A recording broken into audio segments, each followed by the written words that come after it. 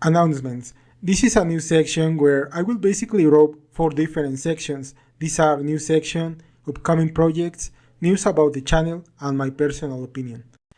I have to say that YouTube monetization isn't working in my particular case. I expected to have some income to cover minimum expenses, but this has not happened in 2 years that I have been on the platform. For supers, I need 3,000 hours, and for ads, I need 4,000. Some time ago, it was easy to monetize on YouTube. Now, it's not.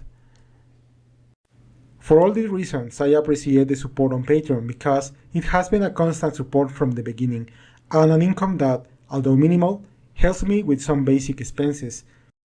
So I am going to start an update on my Patreon with a couple of exclusive courses. The first one will be called Practical Shaders and the second one will be Compute Shaders. I will also continue to make tutorials for YouTube, but I will dedicate much more time to Patreon. I also have a new level called Contributor. Practical Shaders is a unique course with a very different perspective, taking into account the success and failures I've had in more than 2 years of making tutorials.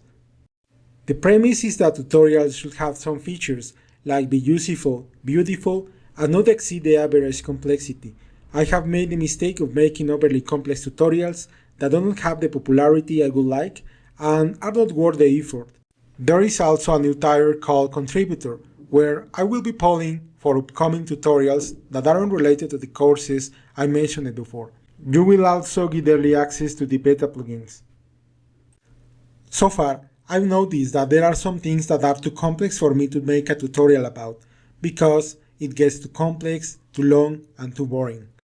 For those cases, I'm going to create plugins where you can have access to the functional and visual beauty of the more complex shaders I can make, for example, vertex animation textures, grass, water, voids, and cutting with CDF, or any complex effect.